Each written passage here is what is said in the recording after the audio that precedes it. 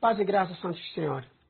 Na verdade, nós queremos falar de um tema que praticamente tem sido muito abordado no seio dos irmãos, né? Várias sentadas são realizadas em torno do namoro, em torno das relações, né? Que abundantemente vai se crescendo entre os cristãos. Em tempos até teve uma conferência no bairro Ambo, onde praticamente abordou sobre esse aspecto do namoro, né? E eu acredito que essas reiteradas vezes, elas são necessárias, né? São necessárias e constantes por causa de uma realidade contínua que é entre nós homens, né? Enquanto seres viventes, todos nós estaremos em disposição a essa prática, né? Homem em geral, e os cristãos não são exatamente isentos dessa realidade. E o tema propriamente aborda quatro aspectos, né? Quem deve entrar, quando entrar, como entrar e com quem entrar. Embora acredite que algumas questões nós poderíamos passar assim meio que de leve, né? E outras propriamente, quando respondida, talvez poderiam substanciar outras questões que nós vamos exatamente passar, né? Ah, a princípio, nós queríamos que todos nós concordássemos num ponto, né? Não é novidade. Eu, em tempos, li um artigo, né, que mostrava, aliás, talvez foi por essa razão que se colocou a questão da multa de 1 milhão de kwanza para aqueles que quisessem pedir um divórcio, para aqueles que quisessem se divorciar. Porque essa é a realidade. Tudo porque há um número crescente de casamento, né, no país em geral, e também há um número crescente de divórcio, né? Várias pessoas casarem e se divorciar por tão pouco tempo, outros mesmo, se calhar, por um bom tempo, depois se divorciam, né? Parece que não há uma tão consistência entre os casamentos, e isso fez com que o Estado, né, deliberasse então um meio que talvez pudesse levar um certo freio nessa onda do divórcio, né? Primeiro porque nós temos uma população não tão rica, né? Uma população que praticamente é meio carente em vários ângulos, né? Digo, uma boa parte dessa população. E pensar em dar 1 milhão de kwanza para se divorciar de sua esposa, talvez eles iam estar separados sem se divorciar, né? É um valor e tanto. E essa medida é exatamente do que o governo achou para cautelar, pelo menos, esse número de divórcio que estava ali. E eu havia lido um tempo que, na verdade, existe um bom número de divórcios acontecendo entre os cristãos, né? Os cristãos também, na sua maioria, têm se divorciado. Eu presenciei casos de dois jovens, né, na metodista, são casos meio que recentes. Eles praticamente se deixaram, né? O homem simplesmente abandonou a mulher, foi para a província, já não estava a voltar. E depois simplesmente começou a relatar, né, o sucedido, que não aguentava mais, que já não dava mais, e era muita canseira dentro dessa relação, e ele achou um meio de sair dessa, indo para uma outra província, como que se fosse, trabalhou, fazer alguma coisa. Desde então não mais queria voltar, né, por conta dessa realidade. A igreja sentou, os padrinhos sentaram com eles, e infelizmente eles tiveram que romper, né? Tiveram que romper essa relação e o jovem voltou a casar, né? Voltou a casar novamente recentemente. E um dos argumentos que se dá geralmente para essa questão é que são jovens, né? E você não vai condenar um jovem, né, que casou tão cedo e se divorciou e não mais pode entrar para um relacionamento. Então, há essas questões que giram em torno disso. Porém, isso é interessante. Por que é interessante? Porque isso mostra claramente que talvez a questão do relacionamento, do casamento, não é algo que deva ser levado não de forma séria, né? Não é algo que deva ser ignorado, simplesmente desprezado, se passar batido, como se tratasse de alguma coisa propriamente mal. O relacionamento, ela tem um afeto tão grande na vida das pessoas, até mesmo na nossa fé, né? existem várias pessoas que acabam minguando na fé, que acabam naufragando na fé por conta do relacionamento, né? Há vários homens, há várias pessoas que acabaram colocar sua vida em um total desastre após um casamento, após um relacionamento, após entrarem para essa área de relacionamento. E essas questões, principalmente pelo fato de sermos... E quando nós pensamos nos aspectos do relacionamento, nós percebemos a importância dele, o quão sério é esse assunto, que deve ser levado com tamanha diligência, tamanho cuidado. Né? Nós somos jovens e quase que todos nós jovens temos praticamente sonhos, meta, né?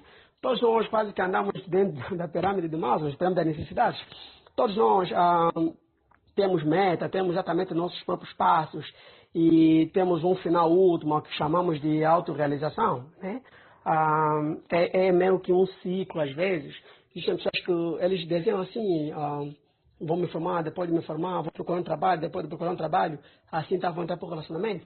E chega uma fase que essa pessoa realmente se forma, depois de se formar consegue um trabalho, agora está no momento de buscar um relacionamento.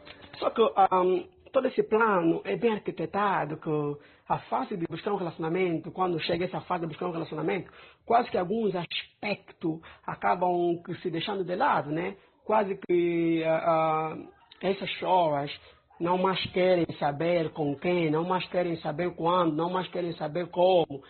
Simplesmente querem estar num relacionamento, independentemente da forma como essas pessoas poderão conseguir esse final último, né? Tudo que querem entrar para um relacionamento. Agora, como não importa muito, com quem não importa muito, contanto que entre para um relacionamento. E quando olhamos de uma forma geral, nós entendemos pelas escrituras que os incrédulos ou pessoas não crentes essas são pessoas ignorantes em pensamentos e comportamentos, né?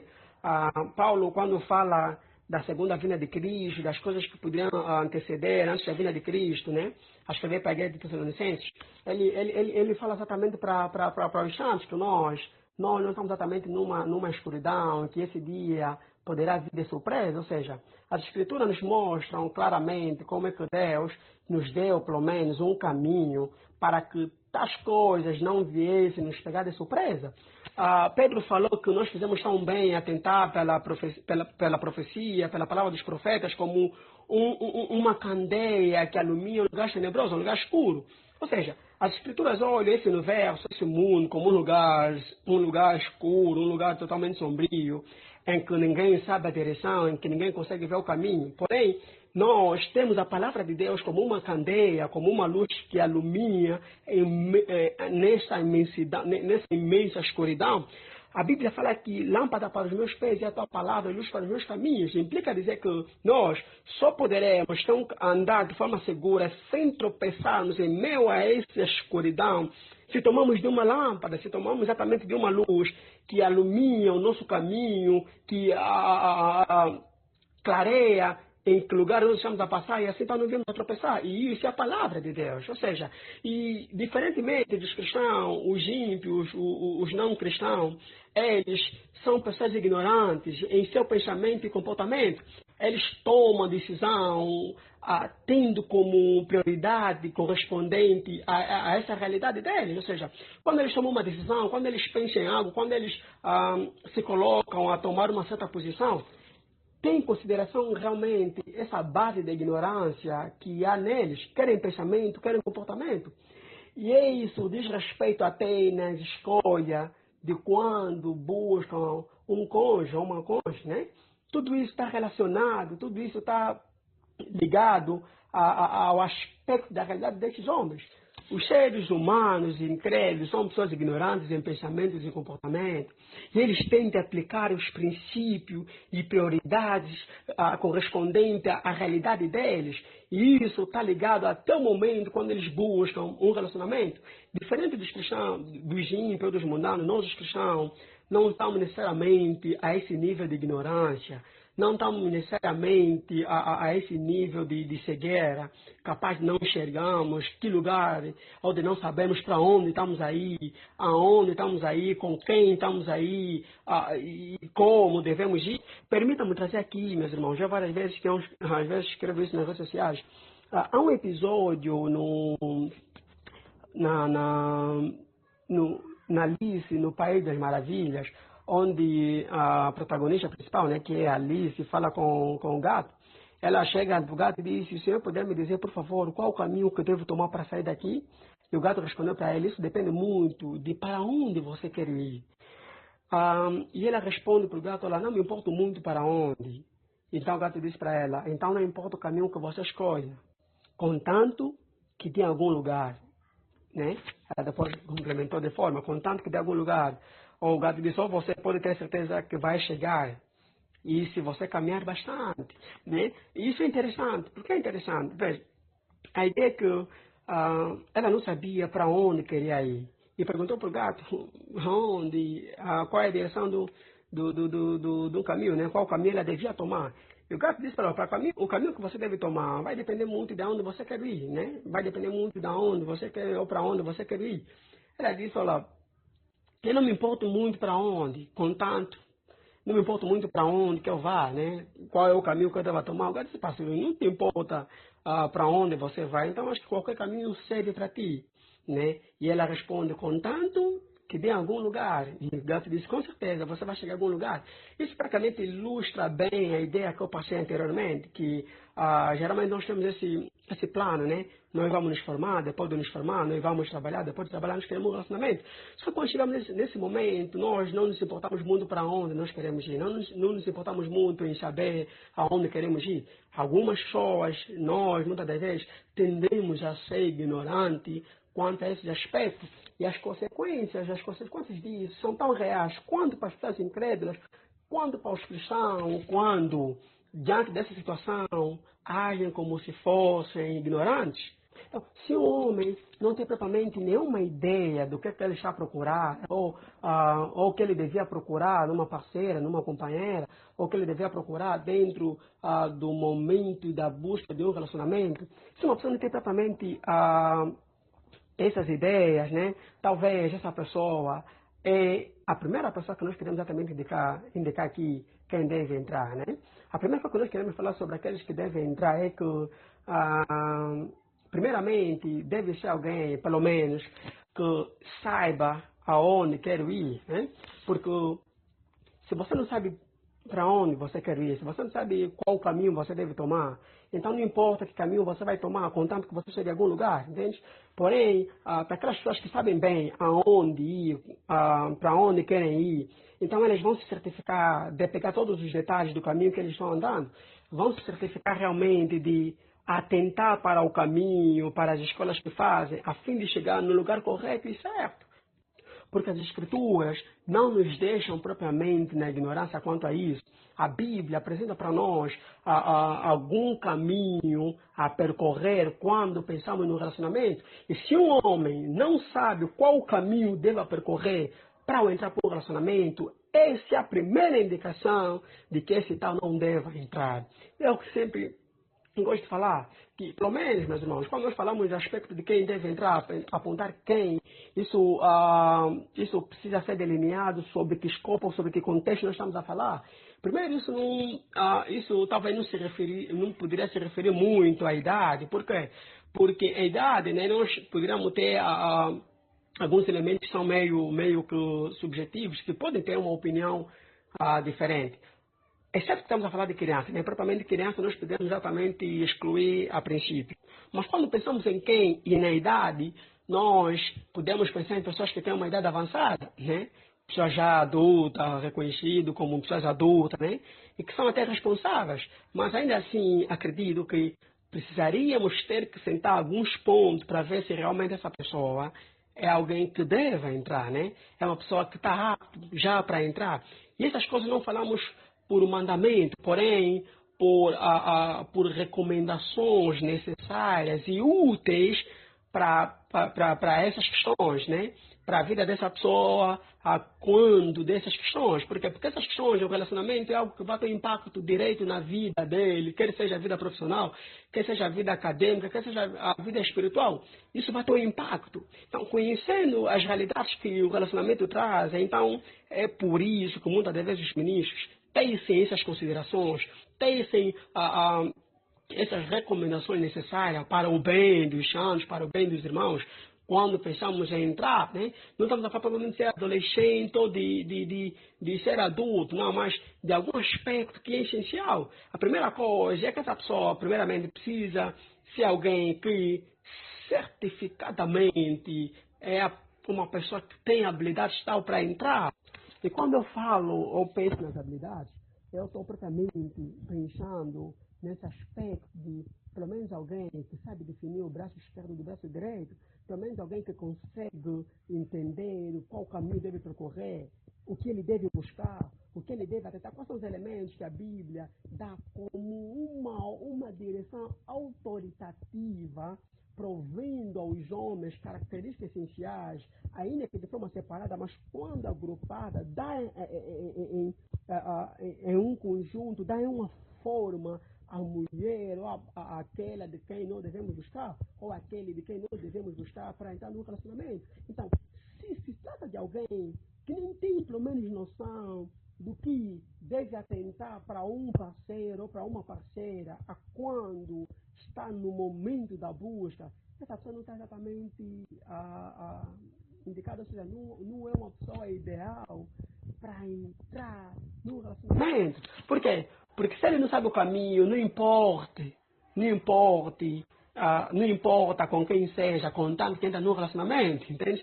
E o que acontece? E nós, apesar de falarmos dentro de uma esfera cristã, mas ainda assim nós temos alguns cuidados, vamos falar daqui a pouco, alguns cuidados necessários a serem levados por aqueles que estão dentro da igreja. Sabemos que dentro da igreja existe muita gente que, apesar de estar na igreja, ainda assim são necessários passar-se o filtro para sabermos de fato se é uma pessoa que vale a pena ou não, né? Pensamos, por exemplo, alguém com uma idade avançada, porém que seja neófito na fé.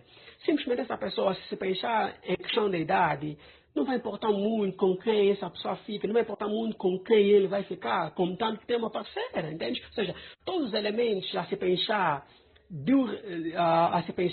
de virtudes que se deve buscar num parceiro ou numa parceira, que a Bíblia dá como a autoridade nessa direção, vão simplesmente ser ignorados. Ou seja, a pessoa não vai considerar o que a Bíblia diz, o caminho que a Bíblia, a direção que a Bíblia lhe dá para buscar um relacionamento, desde que seja qualquer um, entende? Então, quando pensamos dessa forma, estamos a pensar exatamente alguém que, ao entrar, simplesmente não tem a luz suficiente para estar dentro do relacionamento. Talvez nós devíamos exatamente olhar essas pessoas, o cuidado necessário, a exaltarmos ele que, no momento, ele talvez não seja uma pessoa indicada. Não é pelo facto de não ter idade suficiente, e nem até muitas vezes pelo facto de não ter condições financeiras suficientes, mas talvez por esse ponto que nós consideramos o ponto máximo, o ponto acima de todos os pontos, quando pensamos sobre o relacionamento, quando pensamos em entrar para um relacionamento, quando pensamos sobre aqueles que vão entrar num relacionamento com um crente ou com uma crente. Então, se o homem não tem propriamente nenhuma ideia do que ele está a procurar, ou que ele devia procurar numa parceira, numa companheira, ou que ele devia procurar dentro do momento da busca de um relacionamento, se uma pessoa não tem propriamente essas ideias, né? Talvez essa pessoa é a primeira pessoa que nós queremos exatamente indicar aqui quem deve entrar, né? A primeira coisa que nós queremos falar sobre aqueles que devem entrar é que, primeiramente, deve ser alguém, pelo menos, que saiba aonde quer ir, né? Porque se você não sabe para onde você quer ir, se você não sabe qual caminho você deve tomar, então não importa que caminho você vai tomar, contanto que você chegue a algum lugar, entende? Porém, para aquelas pessoas que sabem bem aonde ir, para onde querem ir, então eles vão se certificar de pegar todos os detalhes do caminho que eles estão andando, vão se certificar realmente de atentar para o caminho, para as escolhas que fazem, a fim de chegar no lugar correto e certo. Porque as escrituras não nos deixam propriamente na ignorância quanto a isso. A Bíblia apresenta para nós algum caminho a percorrer quando pensamos no relacionamento. E se um homem não sabe qual caminho deve percorrer para entrar para um relacionamento, essa é a primeira indicação de que esse tal não deva entrar. Eu sempre gosto de falar que, pelo menos, meus irmãos, quando nós falamos de aspecto de quem deve entrar, apontar quem, isso precisa ser delineado sobre que escopo, sobre que contexto nós estamos a falar. Primeiro, isso talvez não poderia se referir muito à idade. Por quê? Porque a idade, né, nós poderíamos ter alguns elementos que são meio que subjetivos, que podem ter uma opinião diferente. Exceto que estamos a falar de criança, né? Propriamente criança nós podemos exatamente excluir a princípio.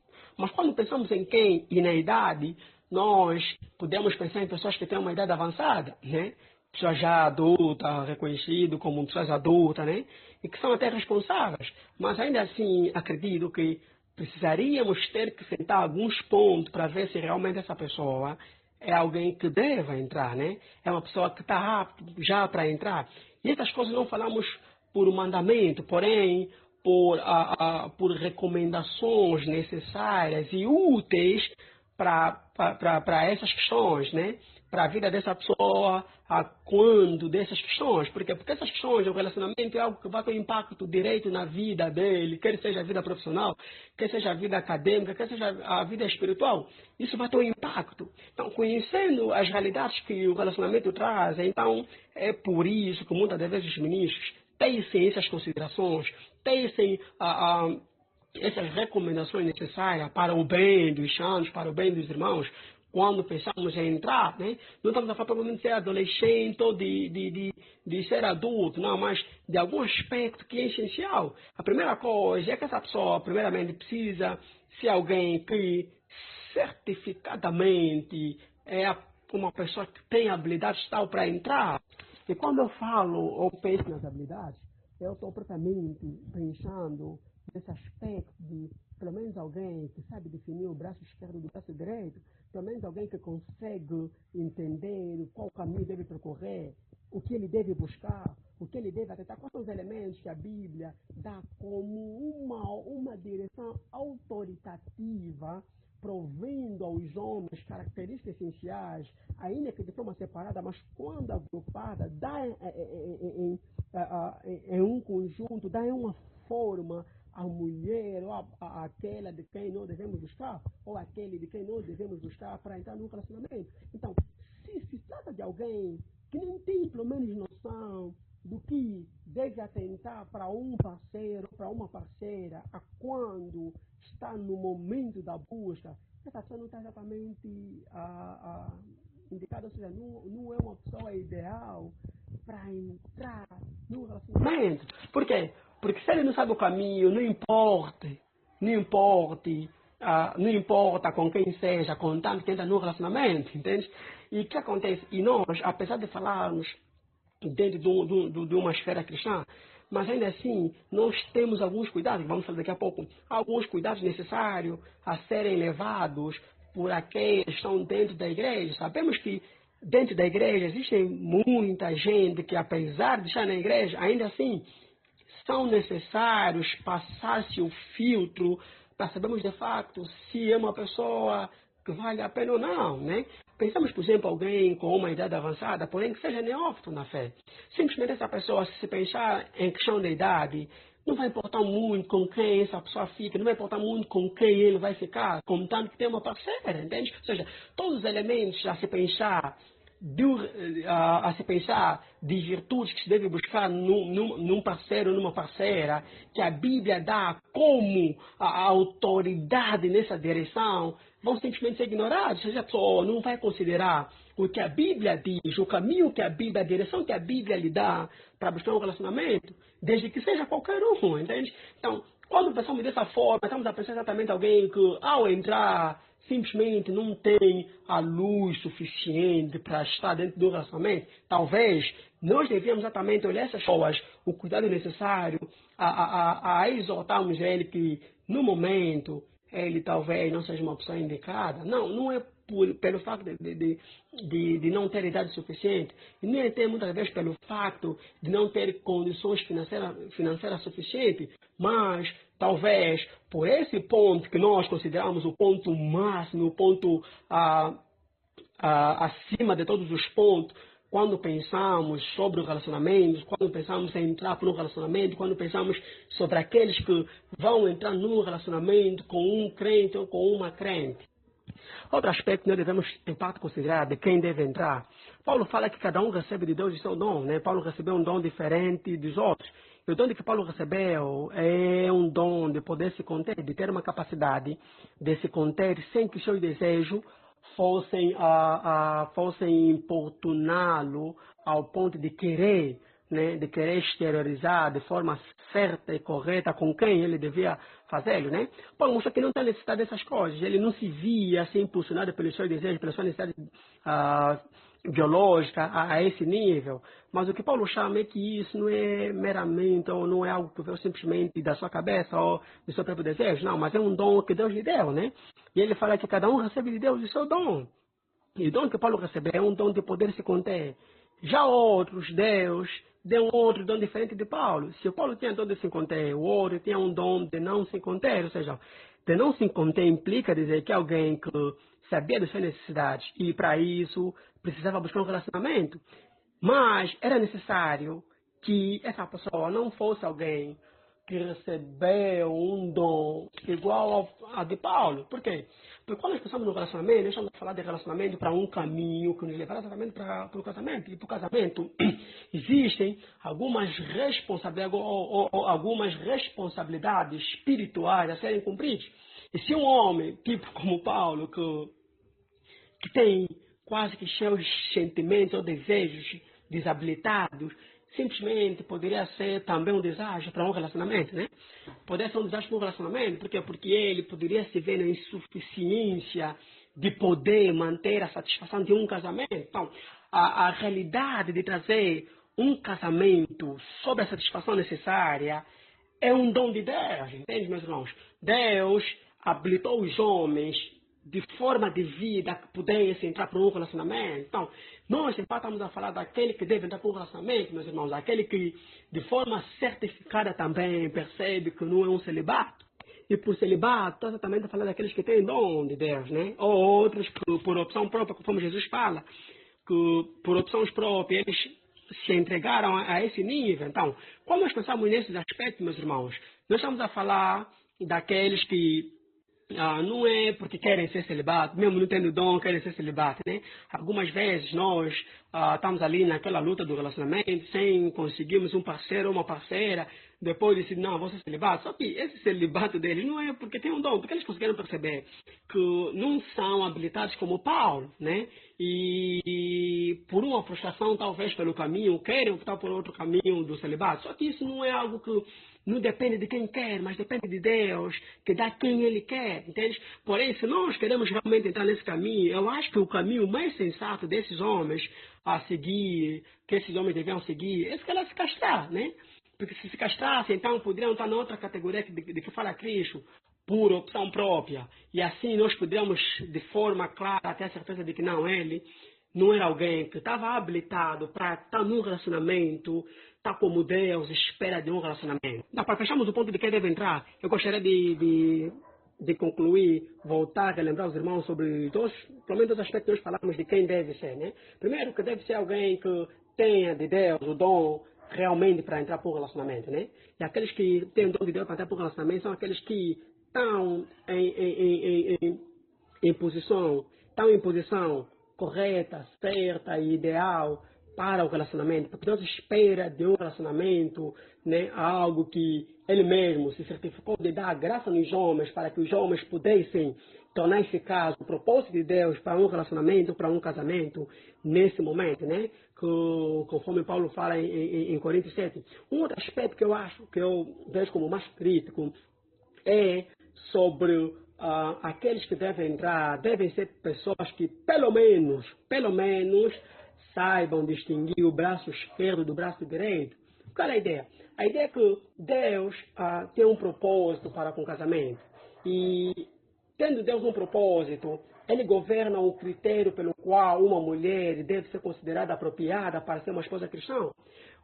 Ele governa o critério pelo qual um homem deve ser considerado um esposo ou um marido cristão. Ou seja, quando nós devemos entramos na busca de uma mulher cristã, ou de um marido cristão, de um esposo cristão, de um parceiro cristão, existem critérios que o próprio Deus governa, um critério que o próprio Deus coloca em evidência, nos manda atentar para que, ao buscarmos essa pessoa, encontremos tais critérios neles e pudéssemos então ou a gente possa dizer, ou possa falar que eles são, essa pessoa, ou esse homem é um homem cristão, é um esposo cristão, ou essa mulher é uma esposa cristã, né? Alguém que deve exatamente ser considerado como tal. Ou seja, para ser considerado uma esposa cristã, um marido cristão, um parceiro cristão, uma parceira cristã, você precisa atentar sobre os critérios. Esses critérios não são critérios que estão simplesmente deixados à mercê dos homens, não é critério que estão colocados à disposição dos homens, não. São critérios que o próprio Deus colocou em evidência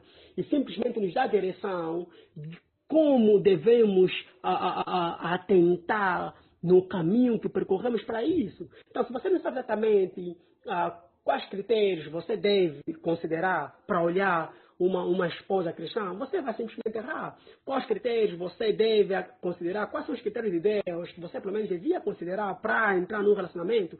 Então, você vai entrar naquele caminho que não importa qual caminho, você não sabe qual direção a seguir, você não sabe que direção você vai tomar e não importa para você qual direção você vai tomar, contanto que seja apenas num relacionamento, né? Contanto que seja alguém apenas para se relacionar. Quando nós chegamos para Gênesis capítulo 2, 18, aonde o próprio Deus estabelece ali, o próprio Deus estabelece ali a primeira aparição do casamento que nós, né, conhecemos, a Bíblia fala que Deus olhou para o homem e viu que não era bom que o homem estivesse só.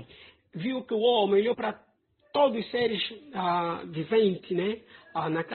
Naquele momento que Deus fez passar todos os animais, o homem simplesmente não pôde ver alguém que fosse igual a ele, né? Que tivesse uma ressonância com ele.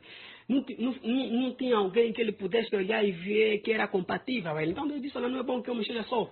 Fale eu uma auxiliadora, né? Uma mulher para nascer como auxiliadora. E aqui tem um aspecto muito importante, meus irmãos. Veja, o próprio Deus olha para o casamento. O casamento, nós olhamos que tipo, Deus trouxe uma mulher para o homem, né? Mas qual é o objetivo de Deus? O objetivo de Deus é que essa mulher fosse auxiliadora dele, né? Fosse alguém que, juntamente do homem, tivesse uma submissão na missão do homem. Deus deu uma missão ao homem.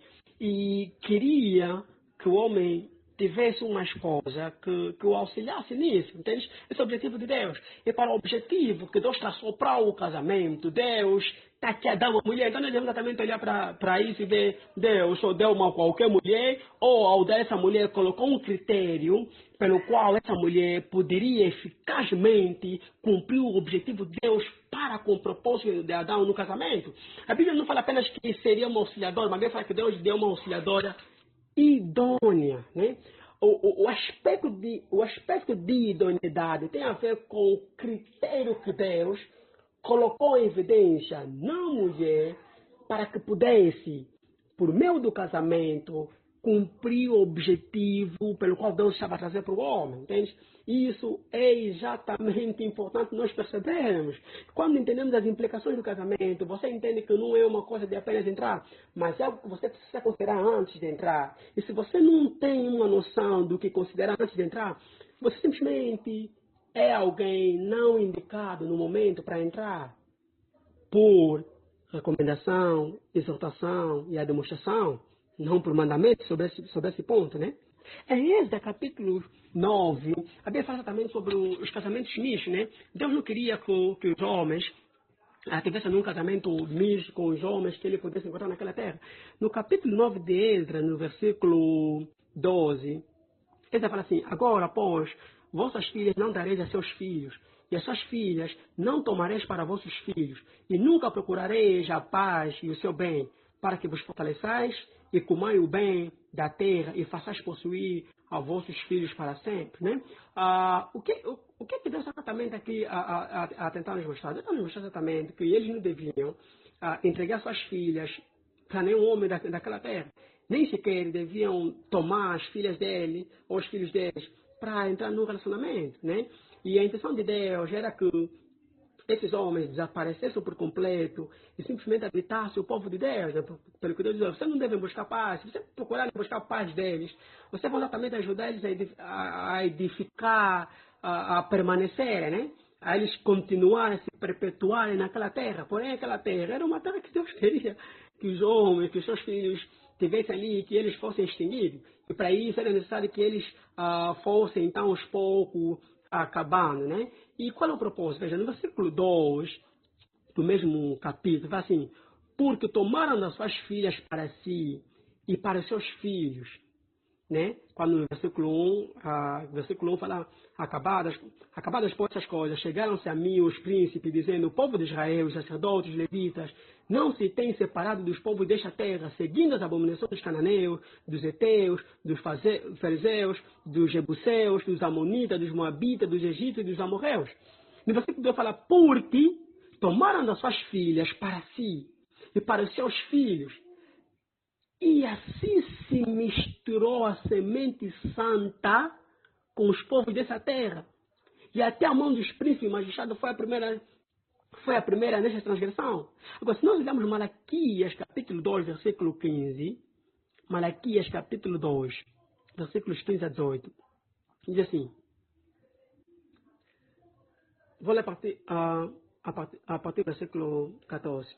E dizes: por quê? Porque o Senhor foi testemunha entre ti e a tua mulher da tua mocidade, e a mulher da tua mocidade, com a qual foste vigial, sendo ela a tua companheira e a mulher do teu concerto. Versículo 15. E não fez ele somente um, sobejando-lhe o espírito? E por que somente um ele busca, versículo 15, e por que somente um ele busca uma semente de piedosos? O que é que exatamente os irmãos percebam é? Deus tem um propósito. O propósito de Deus é encher a terra de sementes piedosas. Entende? Deus espera que da terra venham muitas sementes piedosas. E essa semente piedosa simplesmente será conseguida, obtida, através do relacionamento entre os povos de Deus. Entende? Através do relacionamento dos próprios filhos de Deus. Ou seja, quando você pensa no casamento, você deve exatamente olhar qual é o objetivo de Deus para com o casamento. Deus tem um propósito para com o casamento. Né? Essas implicações do casamento, do que Deus espera do casamento, isso por si só já nos levam, mais uma vez, na seriedade de atentarmos quando pensamos em entrar para um relacionamento. Por quê? Porque se você deve exatamente perceber que para o casamento você deve pensar que diante de Deus você deve gerar uma semente piedosa, implica dizer que ao buscar alguém para o relacionamento, você deve se certificar primeiramente de ti mesmo que você é alguém com as condições necessárias para que junto daquela de quem você busca, quando unidos, quando um só, gerem para Deus essa semente piedosa. Entende? Então, se você sabe quem deve buscar, então você é uma pessoa indicada para entrar para o relacionamento. Se você não sabe exatamente quem deve buscar para que junto de si, formando um, gerem para Deus uma semente piedosa, você não é uma pessoa indicada para entrar para o relacionamento. Os quase comuns deixamos de pensar sobre esse aspecto. Há muita gente que está para o relacionamento, mas nem sequer tem uma noção do que Deus espera para isso, entende? A única coisa que ele sabe é que sou crente, tenho que casar para não pecar. É claro que isso é um aspecto que você deve considerar. Mas o casamento não é apenas isso. O casamento não é algo tipo sem significado no final último, sem propósito no final último. Existe propósito de Deus sobre o relacionamento, sobre o casamento. E quando você entende o propósito de Deus, então você vai reunir as características individual de alguém para que reunidas nessa pessoa você se certifique que é alguém que, juntamente de ti, quando unidos, poderão cumprir os propósitos de Deus no casamento. O casamento é um mistério que revela Cristo e a sua igreja. Paulo diz que grande é esse mistério. Todavia, fala de Cristo e a igreja. Porém, o mistério que no final último ele fala de Cristo e a igreja é do que ele vinha falar, é do que ele vinha atrás falando do casamento, né? A forma como é o casamento, a forma como Deus estuda o casamento. Deus quer, por meio disso, passar uma ideia clara, um vislumbre de Cristo e a igreja. Quando você entende esses aspectos, você precisa entender, você precisa se certificar, você precisa a perceber da gravidade disso, do quanto você deve levar a sério um relacionamento, meus irmãos. Hoje em dia, hoje em dia, as pessoas não querem se importar com quem fica, entende? Hoje em dia nós temos simplesmente deixado de observar os propósitos de Deus para com o relacionamento e acabamos simplesmente estar com alguém, procurar alguém da nossa conveniência, né? Quantos hoje estão com alguém pelo fato de terem condições financeiras? Simplesmente. Não é que não deva ter, não é que não se espera isso. Sim, isso precisa exatamente ser considerado, porque é um aspecto que se vai precisar para o relacionamento, né? Porém, sobre dependência financeira que nós estamos a falar, acredito que todos estamos conscientes de que precisa ser algo que realmente é entendido pelas escrituras, né? Conforme Salomão fala, Salomão depois de viver todas as experiências de suas riquezas, no final da sua sabedoria, quando já mais velho, mais sábio, ele orou para Deus: eu não quero riqueza nem pobreza, me dê apenas o suficiente. Tendo que comer, o que beber, isso me basta, né? Então, quando nós pensamos nesse aspecto, estamos a falar exatamente disso. Mas hoje em dia existem pessoas que têm um nível de critério, não porque, pronto, essa pessoa tem alguma coisa que sim, vai dar para nós viver, não. Mas porque nós estamos hoje em dia nossas ilusões, estamos hoje em dia nossas fantasias, né? Por exemplo, há irmãos, há irmãs que sonham até com o tipo de casamento, a forma, como deve ser esse casamento. E é claro, se você tem esse aspecto, esse sonho de casamento, como deve ser aquilo, a forma luxuosa que esse casamento deve ser, é claro que no teu critério você vai ter que se certificar que seja alguém que tenha o suficiente que tenha, né, mais do que suficiente, se calhar, para poder arrecadar com todos aqueles sonhos, né? Isso tem sido, em parte, um critério. Hoje em dia as pessoas acabam estando com quem, depois no final, a última igreja para e pensa: meu Deus, como pode? Como é que essas questões foram simplesmente ignoradas? Como é que essas questões simplesmente foram deixadas atrás, né? Assim como o mundo hoje, muitos choram dizendo: se eu soubesse. Assim como hoje há várias mulheres, vários homens que tudo que, tudo que, tudo que pensam, né, no mundo, tudo que eles pensam é: se soubessem, né, voltariam atrás. Ou que seja, depois de estar ali, por mais que há tudo o que precisam, mas percebem que há há coisas que não tem nada a ver com isso, entende? Que não são simplesmente afogados pelo mar das condições necessárias de tudo que se esperava. Não. São pessoas que sabem hoje em dia que o relacionamento é algo que vai muito além dessas coisas. Só que essas pessoas não têm mais volta, não têm um caminho para voltar e simplesmente precisam se manter ali. E eles vivem o amargo disso, né? Vivem hoje em dia essa amargura. Existe hoje em dia casal que a mulher se sente mais feliz e melhor quando está distante do marido, né? Quando o marido está ausente. Existem maridos que se sentem melhor quando estão no trabalho, quando estão num sítio longe da mulher, né? Quando nós lemos, né, Lutero a falar que o homem precisa contar as horas para voltar em casa, né? O homem, dentro do seu trabalho, ele conta as horas para voltar em casa. Isso é tudo que o homem quer, é estar em casa para poder estar com sua esposa. E a mulher lamenta muitas das vezes pelo facto de ter que sair, pelo facto de ter que fazer alguma coisa fora e deixar o seu marido, né? Ou seja, o que nós queremos exatamente é que o lar precisa ser tal que tudo que um homem quer, tudo que uma mulher quer é a companhia do seu marido, né? É a companhia da sua esposa. Tudo isso é proporcionado pelo ambiente claramente cristão, claramente idealizado e pensado por Deus. Então, um dos aspectos que eu queria exatamente falar, para fechar esse ponto de quem é isso, sobre a questão de idoneidade, né? Que seja pelo menos alguém que saiba com quem, que saiba pelo menos o que procurar em alguém ao entrar para um relacionamento. Sobre o aspecto de quando entrar, acredito que quando nós pensamos em quando entrar, também tem alguns aspectos ali a serem considerados, né? Existe um aspecto que hoje em dia é muito debatido, que são condições financeiras, né? Aquilo que eu acabei de falar há pouco ao fechar esse ponto. Realmente, esse é um ponto, tem um critério a ser levado. No entanto, precisamos cuidar do que propriamente estamos a chamar de condições financeiras, né? Daquilo que se espera para um casal, ou seja, que eles pelo menos tenham alguma coisa para conseguirem viver, para conseguirem subsistir no meio do relacionamento. E nós precisamos exatamente perceber que o amanhã não pertence a nós. Deus não fez nenhum contrato com alguém. Deus não fez contrato com alguém, com ninguém para o amanhã. O amanhã simplesmente pertence a Deus. E nós não fizemos parte do amanhã de Deus. Não fizemos parte disso. Ou seja, Deus não nos faz percebidos hoje que o amanhã nós temos parte com Ele. Não, Deus simplesmente nos mostra que o amanhã pertence a Deus. Cada dia baixa o seu mal. Ou seja, nós devemos olhar e perceber o dia de hoje, não do amanhã, né? Por que eu falo isso? Porque sobre as experiências nós acabamos entendendo quando muitas das vezes, né, as pessoas até trabalhavam, mas depois perderam seus empregos, depois ficaram em casa, né? São esses critérios. Porém, o que nós devemos aqui nos certificar é que ao entrarmos, pelo menos, devemos nos certificar que você tem alguma coisa para fazer, né? E isso diz respeito a um nível de sabedoria e prudência, conforme fala Salomão. Venha primeiro a plantar a sua vinha e depois você deve exatamente ir buscar. Porém, esse critério,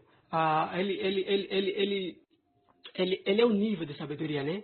É um ponto que você deve considerar, né? Por quê? Porque você vai precisar desse aspecto. Esse é um aspecto que nós devemos exatamente parar e perceber também quando tivermos a pensar no momento de entrar, né? Quando entrar. Devemos também nos certificar de que tem pelo menos alguma coisa, ou temos pelo menos uma ideia de como vamos andar, de como nós vamos exatamente caminhar.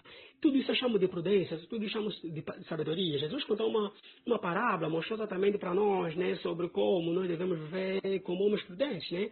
Quando vós tentando construir uma casa, não precisa primeiro para ver se tem a economia suficiente, né? Antes de começar uma obra, não terminar, depois vir a passar na frente de você. Ou quando você quer entrar numa peleja, tem pelo menos 100, por exemplo, você só tem 100 homens à sua disposição. E aquele que vem contra ti tem por aí uns 10.000 homens. Você deve exatamente ver se vale a pena entrar na peleja ou então mandar ali uma carta de paz ou uma bandeira de paz e se acertar com ele, né? Isso Jesus nos mostra claramente como é que nós devemos olhar para esse aspecto, né? Nós devemos olhar e calcular com o que temos. E isso é importante, meus irmãos. Nós devemos calcular com o que temos. Aquele homem, pelo menos, tinha pelo menos uma quantidade de tropa, né? Só que não era suficiente.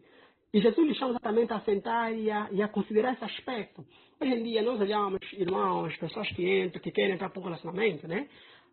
E pensam simplesmente no vou fazer amanhã, ou seja, ele está planeando uma coisa, que ainda não tem mal, né? Eu acho que ele não é muito prudente. Não é que não possa ser, mas seria melhor se tivéssemos pelo menos alguma coisa em mão, né? Acho que esse é um dos aspectos a se considerar, que eu penso sobre esse aspecto. Uma outra questão está muito envolvido também nos aspectos espiritual, né? Paulo, quando fala daqueles homens que estavam ali ardendo de desejo, vivendo sobre esse nível de sentimento, sobre esses desejos intensos, Paulo mostrou exatamente, olha, Deus realmente reconhece isso. Aliás, isso que você está sentindo é por conta do dom que Deus te deu. Só que Deus deu para você esse dom, de modo que você possa desfrutá-lo, vivê-lo da melhor forma, né? No lugar correto, com a pessoa correta. Isso é, com quem você deve casar, a pessoa específica indicada que você vai buscar para no casamento, então você viver essa realidade, né? E a ideia de Paulo é que, pelo menos assim, você fuja do pecado, né? A primeira coisa que alguém também deve, em parte, perceber é aquele era tipo Paulo estava mostrando para ele que esse é o momento, né? Se você sente exatamente esse desejo, se você se vê nesse nível de aperto, então esse é o momento que você deve considerar esse aspecto, esse escape que Deus te deu para você não pecar contra Deus, né? Para não pecar contra Deus, então, casa. Porque é melhor você casar do que viver ardendo de desejo, mas sem poder fazer nada, entende? Para você não ficar ali se matando por dentro, se ficar ali se corroendo por dentro e ser tentado a pecar, ou seja, a concluir o ato pecaminoso, então casa, entende? Muitas vezes é um caminho, quando alguém sente isso e pensa nesse aspecto, certamente ele vai entrar no caminho de buscar um relacionamento, né? Estamos a falar aqui do momento do quando é que nós devemos exatamente pensar em entrar. Sobre aqueles que não têm necessariamente essa luta, porém sente-se no momento de entrar, tem esse aspecto a considerar, que é o aspecto também do que você vai precisar para um relacionamento dentro do final último desse relacionamento, né, que é o casamento. Você deve exatamente considerar ter uma vinha, ou buscar plantar sua vinha. Outro aspecto é exatamente você ver que o momento está realmente difícil e que aqui a solução é apenas a solução é casar para não pecar contra Deus. O que eu poderia simplesmente aqui dizer para os irmãos é, geralmente os ministros partilham de várias realidades de vida dos irmãos, e não só de sua vida direito, mas também de forma indireta, né, que seja dos seus pais, dos seus irmãos, coisas parecidas. E muitas das vezes há coisas que tipo não é assuntos com que os irmãos levam ao público, né? Não é um assunto tipo que os irmãos trazem para a igreja, o irmão fulano está sobre essa fraqueza com a pessoas. Não, não é isso. Porém, meus irmãos, sobre a realidade dos ministros na igreja, os ministros naquele que cuidar da igreja, eles sabem exatamente como é que está um ou outro, eles sabem exatamente como é que anda um ou outro. E muitas das vezes essas informações são informações que são apenas partilhadas entre o ministro e o próprio irmão, entende? Entre o irmão e o próprio ministro, e que o ministro não traz para ninguém, nem o irmão fala para alguém, porque está exatamente a tratar com os ministros, porque os ministros têm acompanhado, têm auxiliado nisso, até que chega então num estado de recuperação. Só que nesse exato momento, às vezes, os irmãos não sabem, não têm uma ideia do que realmente está a passar com esse irmão.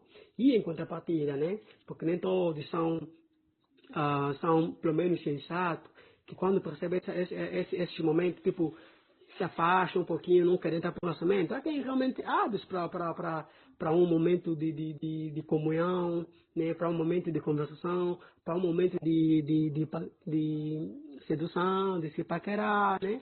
De abrir o coração, coisas parecidas.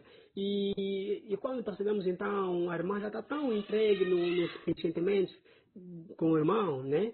E quando tenta dar um passo em frente, vem ali os ministros, muitas das vezes tem sido um dissabor. Não tem sido uma experiência tão doce para muitos irmãos, mas tem sido uma experiência muito amarga, não só para os irmãos sobre esse ponto, mas também para os próprios ministros, né? Por quê? Porque muitas das vezes você tem que lidar com momentos tão delicados, você tem que lidar com situações tão delicadas, então posso falar de sentimentos e de alguém que já está com um coração muito crescido nesse sentimento, entende? Qualquer coisa que você fala, isso pode feri-lo de uma forma que essa pessoa realmente é até capaz de te ver como um inimigo, como alguém que não quer o bem dele, entende? Por isso que é bom sempre nós, quando pensamos em entrar, né, e a forma como devemos de fato considerar esses aspectos dos ministros, a não ser que o pai o rejeitaria. Mas pensamos agora em aspecto de pessoas que seduz alguém com intenções puras, não com intenção de se deitar com ela. Tipo, se digamos, realmente alguém, essa pessoa gosta dele e ele procura ir ter com os pais, de modos a gostar dela, né? Até exatamente casos semelhantes, pessoas que gostavam de alguém e o pai e a família iam lá para tratar com essa pessoa porque o filho gostou e quer ficar da vossa filha. Então se tratava nesse aspecto, mas tinha sim esse caminho de sedução, tinha esse caminho de chachar, né, ou paquerar, entende? Porém, esse caminho, né, de como entrar, que é o momento também que os homens precisam ter essa habilidade de saber falar com a mana, saber seduzir o coração dela, saber encantar o coração da irmã, para que realmente atente e vê as virtudes do irmão, né? E a pessoa de que eles estão a perder no momento, talvez. Mas a ideia é que isso precisa ser de forma mais pura possível, entende? Por quê? Porque existem vários caminhos que alguém pode tomar para seduzir uma donzela, entende? Principalmente em aspectos em que momento de tanta intensidade dos tempos atuais, entende? Existem pessoas que podem exatamente seduzir, mostrar, se calhar, uma valência social. Existem pessoas que podem querer, se calhar, seduzir ela, mostrar uma valência em termos econômicos, entende? Sim, ela até pode ser levada nisso, mas se você desviar por um momento esse foco não primário, intrínseco a esse processo de busca, ela até pode se enganar, buscar, procurar entrar no relacionamento de uma forma não muito pura, entende?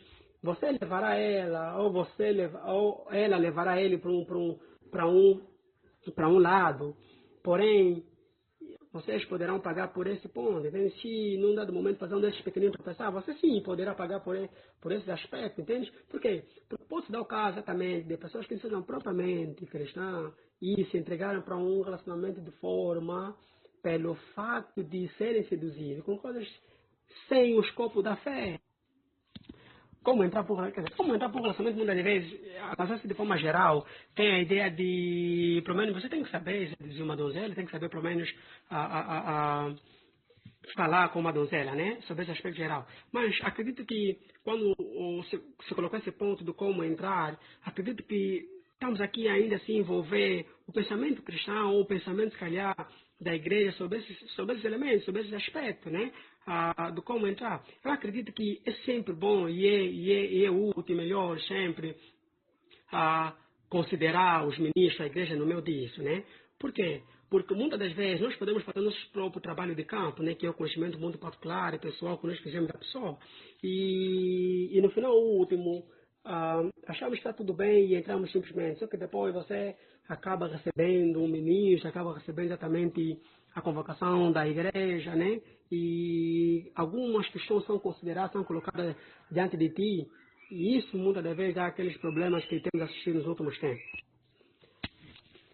E os pontos são aliados, né? Quando pensamos em quando entrar, nós estamos também aqui a iniciativa, primeiramente, que passamos na categoria de quem deve entrar. Somos alguém que realmente estamos sobre a habilidade necessária para entrar para o relacionamento. E quando pensamos em quando entrar, nós estamos a considerar esse aspecto a ser considerado antes de entrar, né? A ideia é, se estamos a falar de quando entrar na porta, pelo menos, é porque você conhece a porta, é porque você pelo menos sabe onde é a porta, né? Se você sabe onde é a porta, se você conhece a porta, é porque pelo menos você passou no ponto 1 de quem deve entrar. Quem deve entrar? É aquele exatamente que conhece a porta, que sabe aonde é a porta, né? Essa pessoa que sabe a porta, que lhe foi indicado, ele que foi mostrando o caminho, seguiu as diretrizes, chegou até a porta. Essa pessoa, assim, podemos aqui falar para eles de quando entrar. E quando você deve entrar, quando é que você deve entrar? Você deve entrar quando, pelo menos, considerar esse aspecto, quando, pelo menos, esses aspectos ali evidentes diante de ti, né? E isso faz de todo necessário esse ponto, esse aspecto de quando pelo menos você tiver já sobre aquele escopo de alguém que sabe distinguir o braço esquerdo do braço direito. Então, para o relacionamento, faça a igreja participante dos seus sentimentos, faça a igreja participante das suas ideias, né? Dos seus momentos. Fale com o irmão, fale com o ministro. Olha, eu tenho falado com o irmão, com a irmã, e eu tenho realmente entendido que tenho tido sentimentos em relação ao humano, e eu penso realmente, se o Senhor nos dê graça, entramos para esse relacionamento, né? Ou entramos para um relacionamento. E se houver alguma coisa, quando você tem essa ideia, esse pensamento, e talvez os ministros alertaram ou ajudarem, simplesmente você poderia experimentar uma experiência diferente do que uma experiência de quando estamos aí em frente. É sempre bom, eu acho, por uma exortação, por uma boa recomendação, que eu acredito ser isso, que os irmãos, quando chega no momento de entrar, né, a forma como devem entrar, eles devem entrar em parte juntamente com consideração à igreja, os ministros. Isso seria muito bom para ti, para todos nós, né? E outra coisa que nós devemos exatamente aqui para saber, não devemos pensar no como entrar, não pensamos em seduzir uma donzela de uma forma muito impura, né? A Bíblia nos fala claramente sobre essa questão de que sim, havia homens que seduziam. Acredito que essa parte não pense necessariamente a falar do que nós poderíamos chamar de ser desposado, porque geralmente quando nós falamos de relacionamento, né, nós temos a ideia de que realmente a Bíblia não fala de namoro, fala mais de esposar, de casar, né?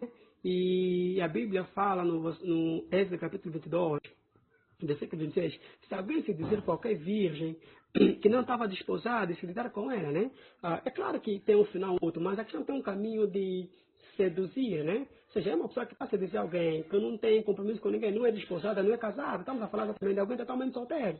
Então, havia essa possibilidade, ou havia o caminho de seduzir, e a sedução aqui deve ser compreendida, né? Até tem um ponto de enganar, porque há pessoas que vêm enganar, mas tem também esse aspecto de levá-la a gostar dela, levá-la a se deixar pelos seus encantamentos, né? E tem exatamente esse ponto. Só que, tipo, esse nível de sedução aqui, por isso é que há traduções que vêm enganar. Por quê?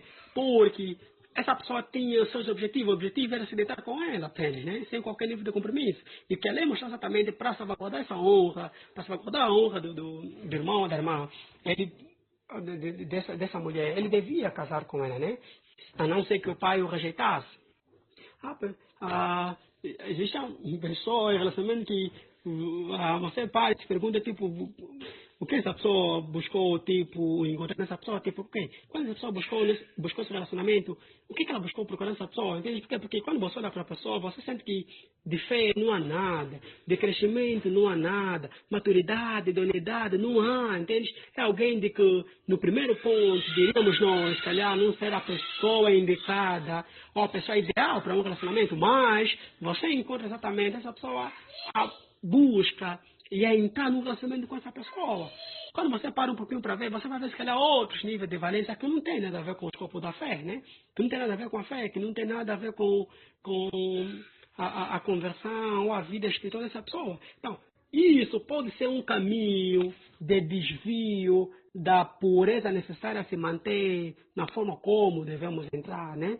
Quando pensamos em seduzir o coração de uma dona, entre os quais está o marido, mas também tem os pais, também tem as autoridades espirituais, não espirituais, que a Bíblia apresenta como elementos de quem não devemos estar submissos. E os aspectos dessa obediência, ela está direcionada em vários pontos, né? Primeiro, o que se espera de uma mulher sobre esse aspecto, né? Você precisa exatamente ver que uma mulher espiritual, ela é reverente, ela é submissa, ela é obediente.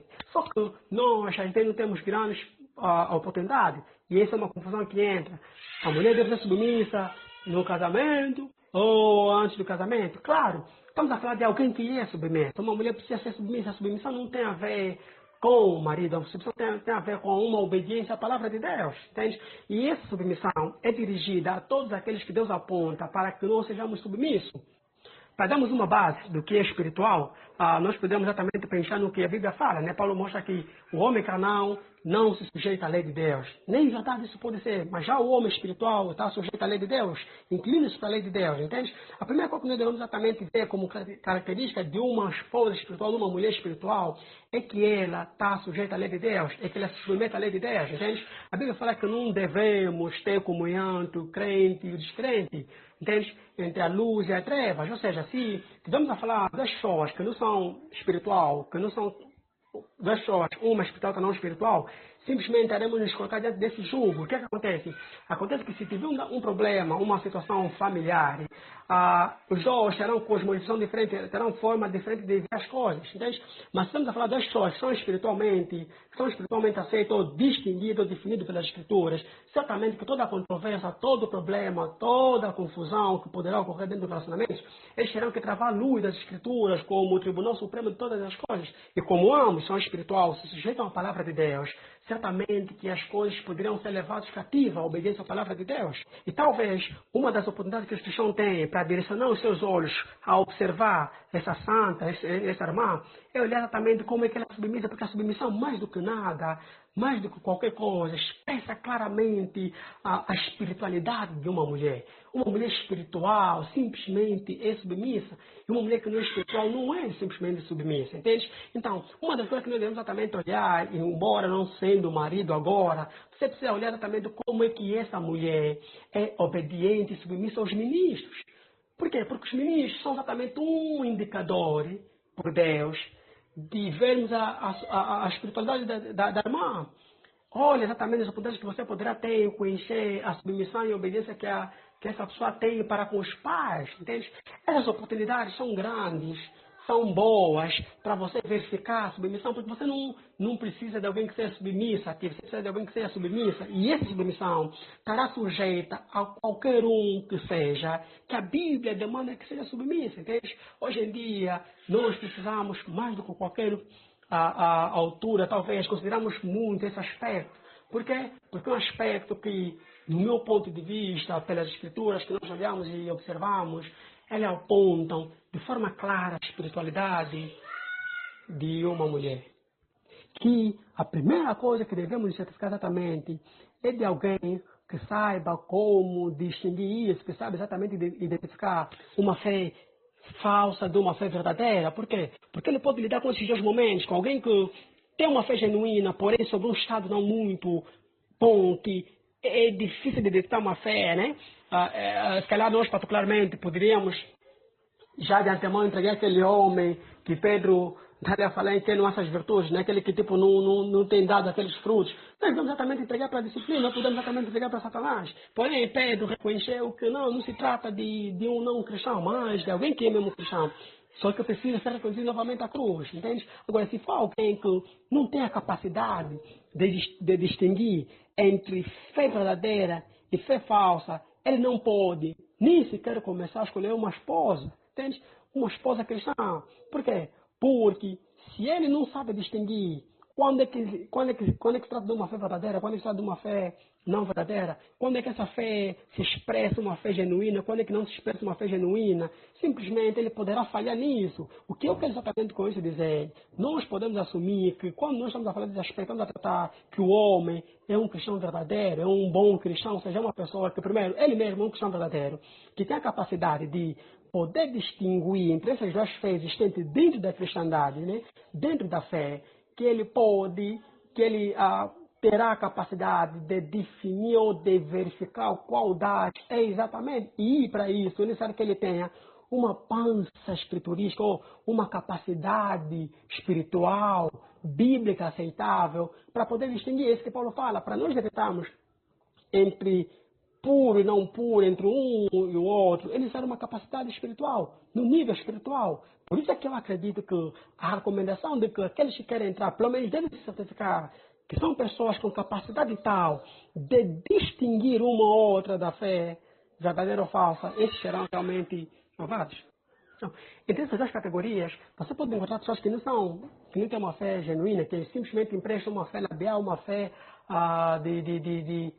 de palavras, não uma fé genuína.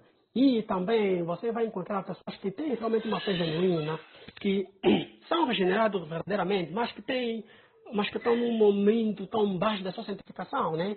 Cuja vida espiritual será dificilmente detetável. Pedro olhou para aqueles que não agregavam aquelas virtudes e disse, olha, aquele povo em quem não é essa virtude, é alguém que se esqueceu da antiga purificação dos seus pecados, ou seja, Pedro não assumiu que fosse sinceramente um não cristão, mas era alguém de que num dado momento se esqueceu da cruz e precisava ser reconduzido à cruz, entende?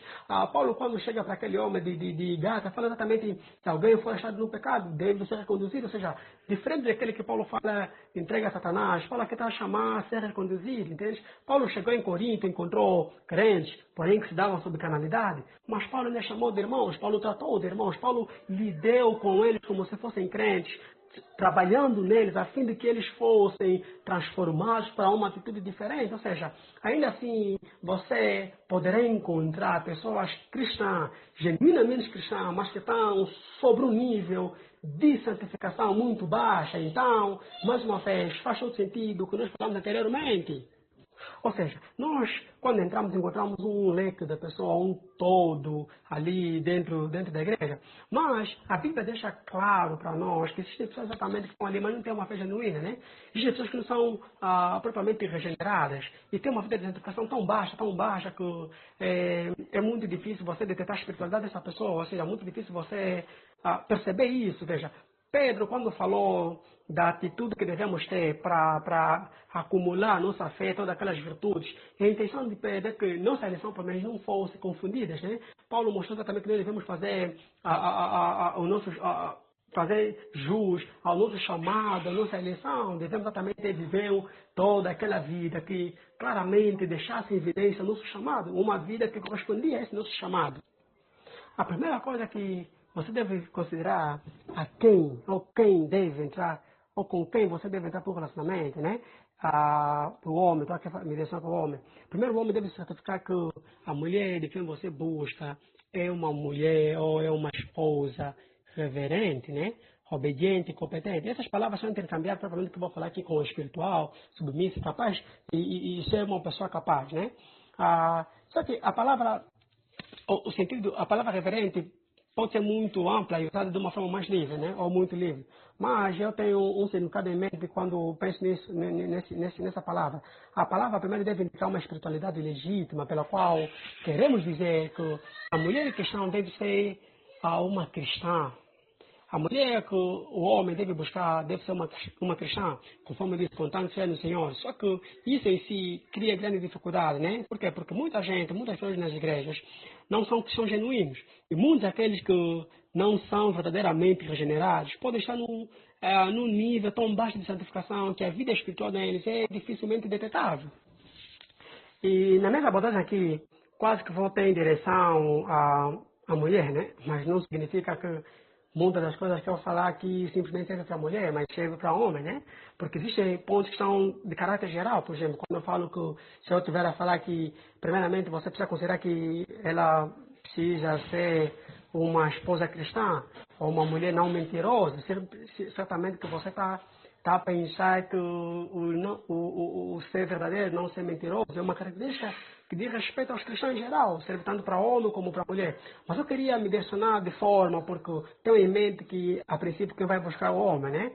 Embora possa ter casos de mulheres que buscam, se calhar, um relacionamento ou um homem, né? Mas o que é comum, o que é mais normativo, ou o que tem sido norma, é o homem buscar uma mulher. Então, que exatamente dessa direção para os homens. Nós homens, irmãos, solteiros, vós buscar uma parceira, vós buscar entrar para um relacionamento, entrar num relacionamento buscando uma parceira, você precisa considerar exatamente esses aspectos. Paulo dá uma ideia geral da coisa, quando ele fala lá, você pode casar com quem quiser, contando que seja no Senhor, né?